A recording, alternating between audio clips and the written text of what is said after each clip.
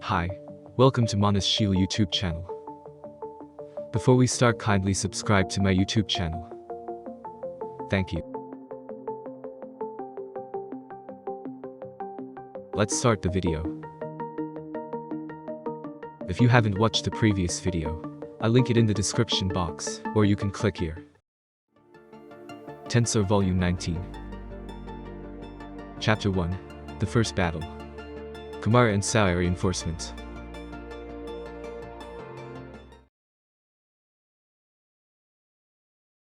Now then, everyone was pleased by Ranga's support. However, Miss Aureia thought to herself, this Ranga fellow is the pet of the demon lord Rimuru-sama, isn't he?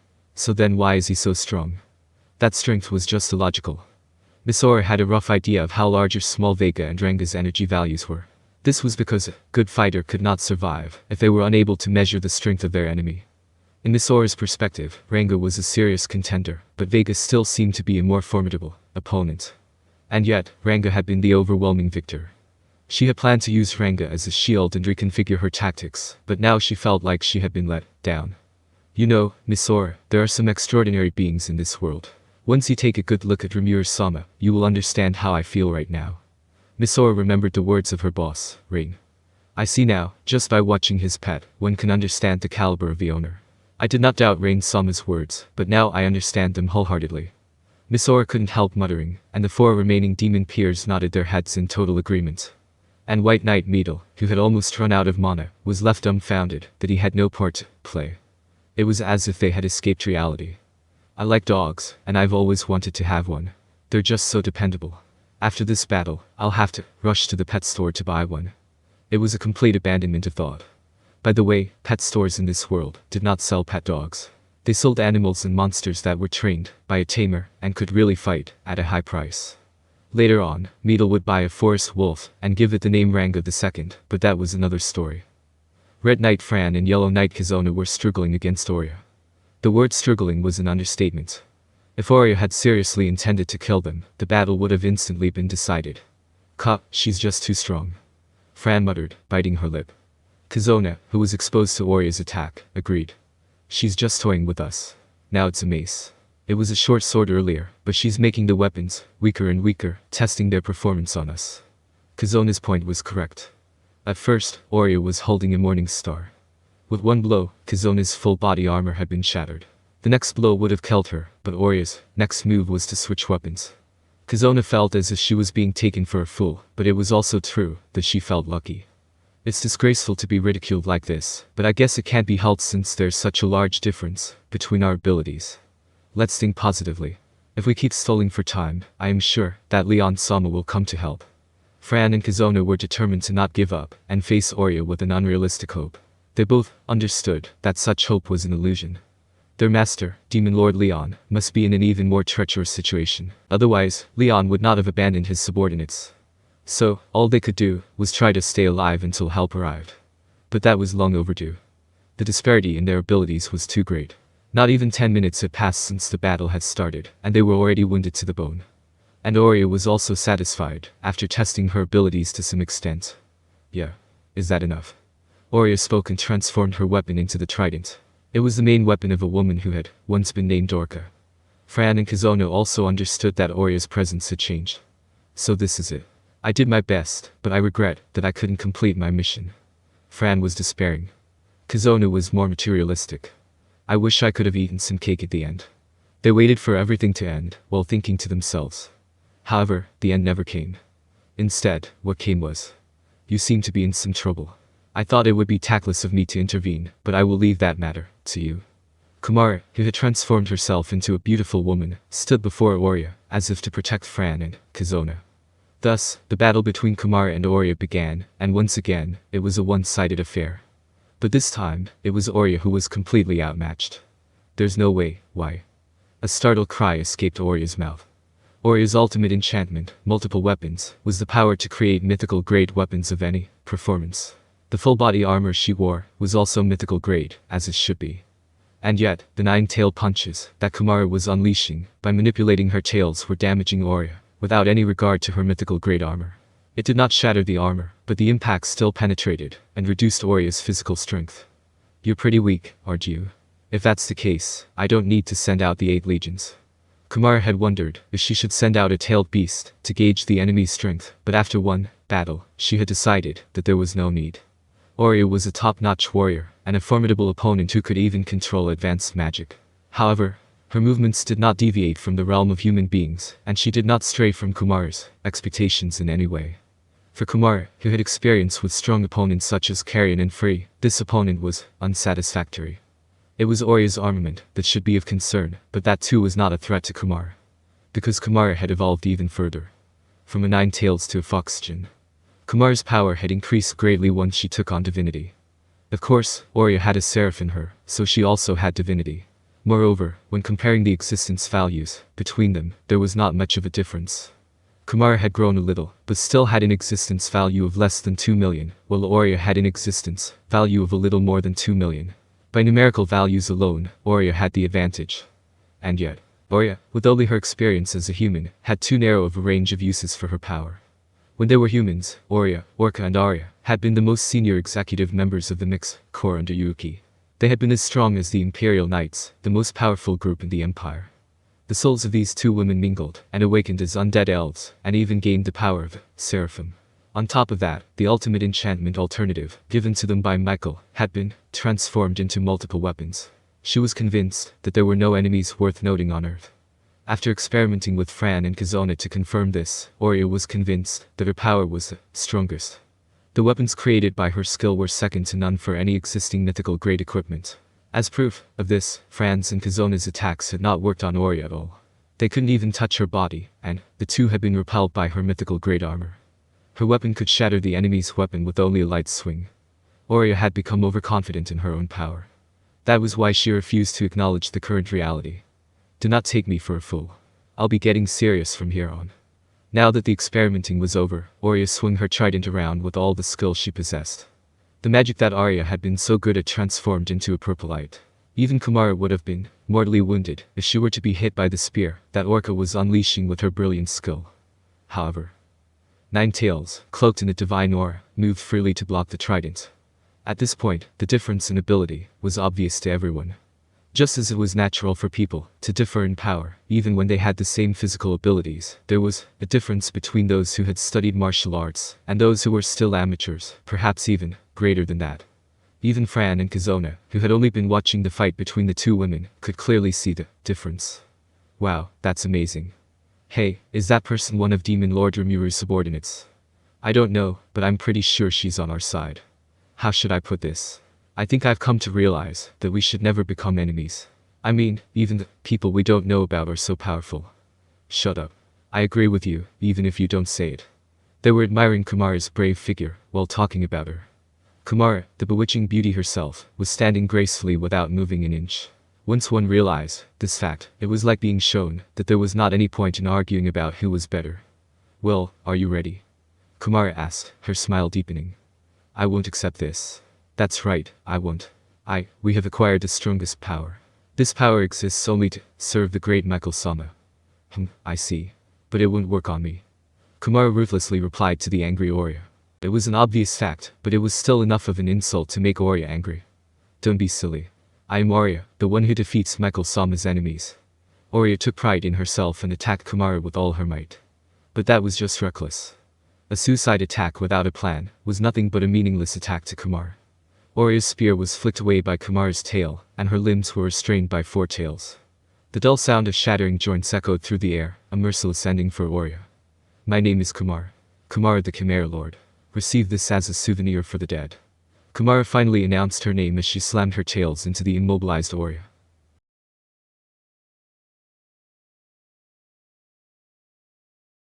Arios had mastered the ultimate enchantment punishment King Sandalphon, and was overwhelming the Blue Knight Oxian and Misery's lieutenant, Khan.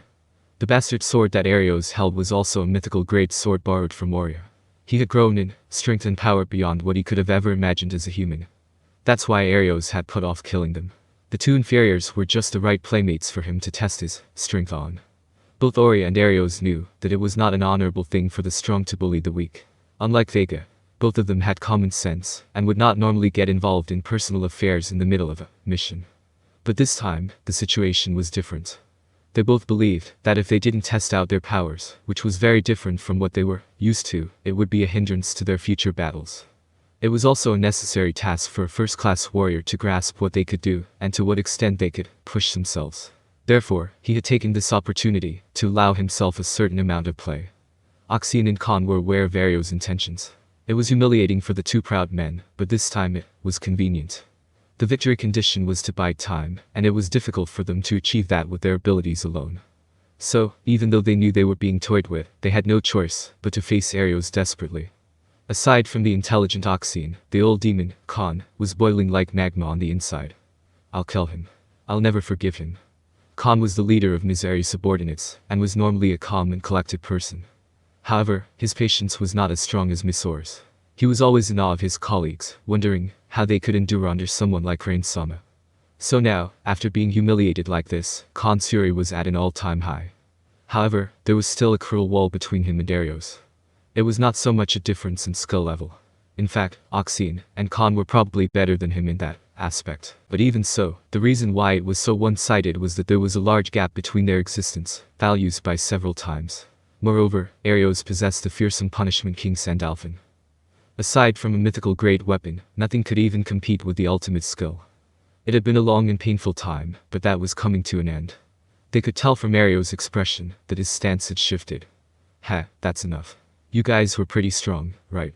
Well, I've had a lot of fun, so I'll kill you easily, without causing you any more pain. Having tested his strength enough, Arios must have decided that it was time to stop fooling around. He told Khan and Oxine as such. There was nothing they could do about it, Oxine had decided. I will have to leave the rest to Leon-sama. I shall apologize in the afterlife for being unable to complete my mission. Oxine apologized inwardly. Khan too etched anger into his soul. Even if I die here, I will never forget my grudge. Arios. I will remember that name. I will definitely come back one day and kill you. For a demon, death was merely a change of state. As long as the core was left intact, they could be revived over time. Depending on the amount of damage, it might take hundreds of years or more, but no matter what, they could always be revived. That is why Khan swore to take revenge. Incidentally, it was necessary to interfere with the spirit in order to damage the mind. As represented by disintegration, the information particles could not be reached without destroying the spirit. Now that Arios had the punishment King Sandalphon, he should be able to destroy the core if he was aware of it. However, Khan was not so worried. Arios' swordsmanship, physical ability, and skill were all first-rate, but his spirit did not deviate from that of humans. He didn't seem to have much experience in dealing with non-humans, and he didn't seem to know how to deal with demons. That was why Khan believed that he could get out of this situation by pretending to be dead. Arios' sword was held up to Oxine, and the gun in his hand was pointed at Khan. Khan's body was already at its limit. Now that Arios was serious, there was no way he would be able to continue fighting any longer. Although he felt bad for Oxine, Khan's strength was his ability to keep a cool head. So this is it for now. I'll have to successfully withdraw. As Khan was thinking this, Arios took one look at Khan with a broad smile, and put his finger on the trigger. Hahaha. I'll start with you first. The best I can do is smile for now, Khan thought, but then his eyes widened as something caught his eye. Behind Arios, someone jumped out from the shadows at his feet and swung a sword. At this point, the crisis was over. Khan recognized this person. He remembered that he was a subordinate of the demon Lord Rimuru, and that he had called himself Souei. Oxine also noticed him at about the same time. Souei dono, so the reinforcements arrived in time. Oxine shouted with joy, to which Souei replied bitterly. Damn, I thought that I'd kill him with one blow, but I guess that was a little naive. He's still alive, so don't let your guard down. Although Souei was a gentleman in front of Rimuru, he was more of a self-confident and self-centered person at heart. Aside from perhaps the head of state of another nation, he would never defer to a senior executive. In addition, this was an emergency, so he had taken the initiative to take control of the situation, placing Oxine and Khan under his command. Meanwhile, Arios, who had been suddenly ambushed, was still alive as Souei had said. He was coughing up blood, but somehow still managed to regain his position. Arios had just barely noticed the deadly blow from his blind spot that also carried Souei's insta-kill ability, assassinate. He narrowly avoided the attack that would have pierced his heart. Bastard, now you've really done it. Your reaction time is impressive. However, I wouldn't miss the next time. That's all that was said, before they rushed into battle. Arios was arrogant, but he still had a cautious personality. Before being reborn as an Imton, heavenly demon spirit, he had been a powerful otherworlder. He had been involved in assassination missions, and had learned all kinds of skills. He was an expert in interpersonal warfare, and had learned all the manner of ways to be careful when being targeted. That is why he never let his guard down under any circumstances. Even while he hunted down Oxian and Khan, he had not neglected being vigilant to his surroundings. That was what saved his life. But that was all it did. So your strength is greater than mine. That'll be tough to beat. So, what will you do? A battle of competing forces. And a fight for one's life. Arios felt that he was very much alive. Already, his injuries had healed. His life force had been strengthened to an extraordinary degree, and he now possessed the power of the Seraphim. It was just that he still hadn't broken free from the conventions of being human, but Arios has long since entered the realm of the non-human. With this power, that surpasses even a demon lord, no matter who you are, you're no match for me. He was proud of himself, and looked forward to Souei's next move. Arios was already aware. As Souei had said, he was more powerful than him. He did not doubt his victory, as he felt that he was not that far behind in terms of skill level. He did not let his guard down, however, he was much too arrogant in dealing with Souei. From the very start, Souei had not intended to compete with Arios. The battle must be won. No matter how good the battle was, a loss was game over. That is why Souei did not care about how he won.